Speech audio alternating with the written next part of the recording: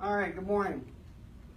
So, let me take the time to introduce everybody and welcome everybody here to the Class D Unarmed Security License or Security Guard Training. Facebook community, good morning. Yeah, that's not too bad. It's 8:45. Doing this a little later. Last week, oh my God, it was so early. I'm not even awake yet. So, what I want to talk to you about today is we're going to start doing some segments when we do the live broadcast, and it's going to cover different aspects of doing security. Today's little block of know-how is going to be kind of patrol and what you do if you find something. If you're going out there and all of a sudden you're just like, someone breaking into your home, right? So this is the real-world application with this.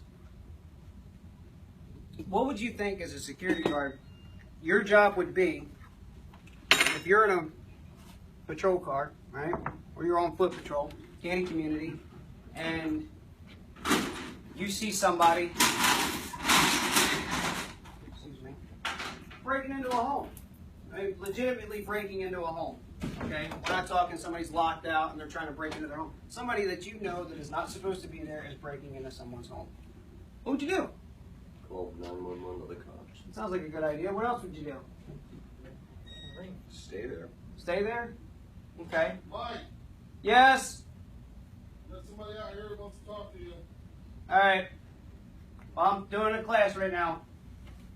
There's some kind of paperwork or something. Alright. Anyway, good times, right? I'm only live broadcasting. Why is there security? Well, guys, we're going to break off for a moment. If you're interested in joining the class, go ahead and give us a big wave. If you're interested in joining this wonderful class, you can give us a call at 239-936-7044. And going back to mine. Yeah. Sorry about that. So, what we got going on is patrol. If you're out there and you see somebody breaking into a home, breaking into a car. Well, first of all, you're not a cop. You're not the cops. And no hero Superman complex. Our main job as security is observation, observe and report. Okay? So you watch it. Call 911. I got somebody breaking into a home. I'm at this location and I'm, security, blah, blah, blah, with whatever company. Your next point of action should be to get to a safe distance that you can observe this from if you're feeling confident enough to observe it. Or you just call it in and let it go. Because you're not paid enough to put your life on the line. You don't need to get out there and apprehend a suspect who is, B&E. You don't have to worry about that. That's the cop's job. So you see somebody breaking in, call cops. Get to a good part where you're able to observe what's going on. Wearing this, you're doing this. You want to get as much descriptive information as you can because you don't know what law enforcement's response time is. Average response time to law enforcement is about 7 minutes. And may not sound like a long time, right? 5 minutes, 7 minutes, what's the difference? In a matter of stressful situation like that 7 minutes is going to feel like a lifetime. All right. Most use of force, the deadly shootout situations that happen, right? Everybody sees that. It usually goes into a boom, boom, boom, boom, boom, boom, boom, and then that's it. And that's like don't move, and you're waiting for your backup to come, right? It's going to seem like an eternity. And in reality, it may have been a minute and a half. So while you're out there, that little stress, it's like it slows time down. It's like, oh my God, it's dragging on. So your job is to just observe and report. And it is our job. That's security's main thing. Observe and report. That's all we do. We're not to be, that proactive, get out and apprehend a suspect. That's not our job. Okay? Now let's take it a step further. You're an armed security guard. You're on patrol. You see somebody committing a forcible felony. Murder. Rape. Kidnapping. What would you do then? What would you do? I would like to say that I'm going to do the right thing, notify law enforcement immediately, and then take action. It's not my job to do that, but to watch an innocent person become a victim, I couldn't live with myself. I would rather get fired or lose my license over doing the right thing than know and have to live with the fact that somebody just had a life-altering situation take place to them. but still, ultimately it falls back onto, if I do nothing except contact 911, I've done my job. It really is that. It really is down to that, because ultimately, we're not law enforcement. We do not have a duty to act. Okay, law enforcement, they're 24/7. Even when they're off, they're on. They have arrest powers. They have an obligation to protect the people all the time. Their job is to protect the public at all times. Okay? So, yes, sir. So, for instance, if you work at the gated community Mm-hmm. and you have an armed license, Okay. which is G license, I believe, and you think that something happening, like you just said, like probably someone's getting kidnapped in a community or something, or I know something's happening, like probably felony type or something. Mm-hmm. So what should I do? Just call 911. Call 911. I'll tell you that. That's exactly what you want to do. Even though because- my job is to protect that community that I'm working for. See, that's where we're getting at. Where your job ultimately is just observe and report. You do not have to take that proactive step. You do not have to do that. You are well within your guidelines and policies and procedures and company policy to not engage somebody. So, But if you do, to me, that's doing the right thing. Okay. I thought it indicated in our notes that if you're on the client's property, you can take some action. You can. From arresting. You can. You have certain rights afforded to you as security, but ultimately the security officer's job is nothing more than observe and report. Okay, we're not tactical officers. We're not intervention officers. We can't get out there and our job is not to go make an arrest. That's not our job. Right. Our job is just to protect the client. Now, if and it only extends out to I called 911. Okay. So getting back to what you said, let's say that you're a G license officer, you're on an armed site, okay?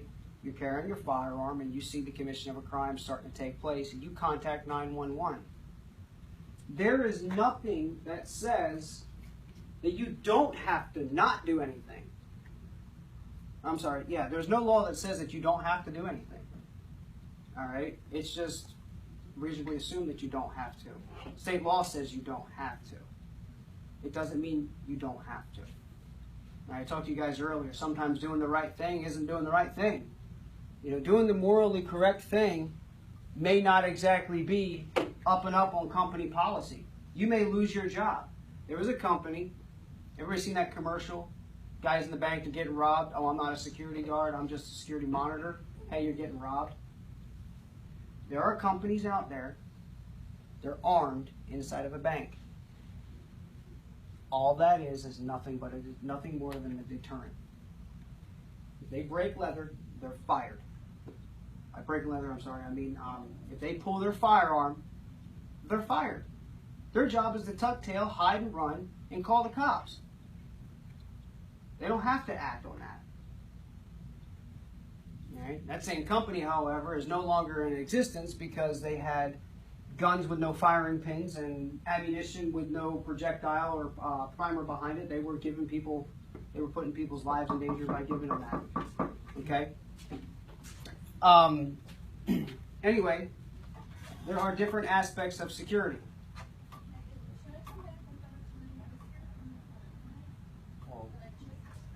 I'm in the middle of a live broadcast. So just give me a couple minutes. Yeah, we have normal business hours, and people think that it's just your normal business hours or whatever time that they wake up to before they go to bed. So, no consideration amongst anything that's going on. Anyway, getting back to what you said. Me, I'm going to intervene. I will do that because it's not right to have somebody. I couldn't live with myself. Now, am I going to kill this person? I don't know. You don't know what the context is. Maybe they're just, whatever. Maybe they did just shoot somebody. Maybe you just witnessed a murder take place. You get out. Well, guess what? You have a proper use of force guideline that you have to go through. You got a gun. I come out and I put my gun on them and I said, you need to stop what you're doing. Show me your hands, put the gun down, so on and so forth. Well, if they comply, if they look at you, oh, and place their weapon on the ground, they are now in compliance. You can keep them at gunpoint until law enforcement arrives. You do not have to apprehend them. You don't know if they have a secondary weapon. All right. You also don't know if they have a dead man switch. You don't know any of these things. So you wait until you have backup. You don't go and try to make an arrest or to detain someone without somebody knowing that you're doing it.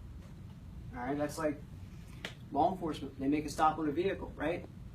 I'm 1050 with this vehicle. They notify dispatch of their location, of the vehicle description, and the license plate. Because now if something happens to that officer and they're not responsive, dispatch comes on and says, Central 235, 10-4, and you don't respond, Central 235, 10-4, no response. Any officers in the area of this location, please respond. 235 is not responding. Here is the location. They respond there. They get there.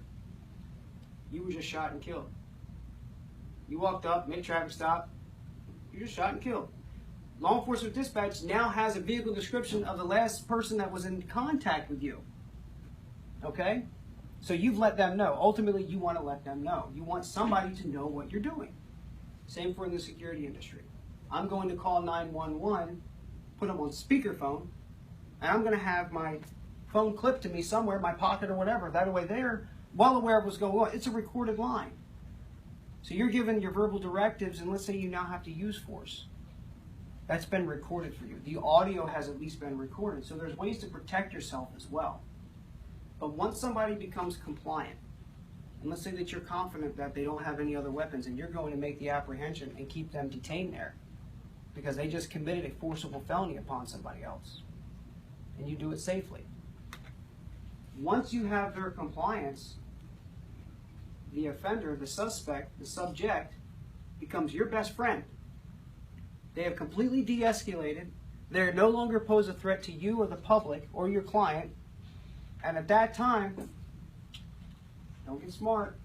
Don't start pushing them around, pushing buttons and trying to get in a fight, because ultimately you're escalating the amount of force now. Once they have become compliant, it turns into a, hey, look, you definitely just committed murder. You're going to go away for a very long time.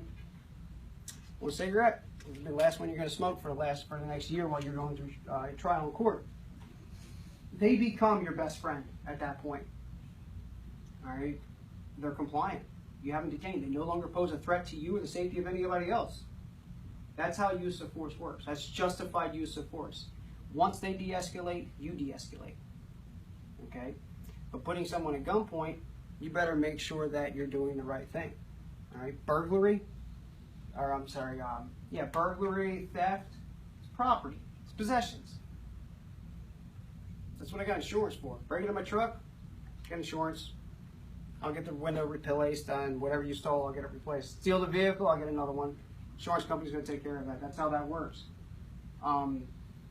Prevention. Our idea of prevention is nothing more than a marked patrol car, well-lit areas, and access control. And then you walking around in uniform as a physical deterrent. That's all they want to do is the appearance out there. Stay visible. Same for wearing a complete duty belt, wearing the whole get up, right? There's a complete use of force guideline behind that.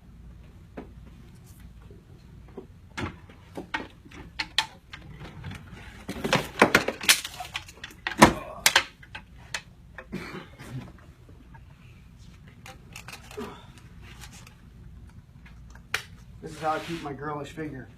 Wear a heavy belt.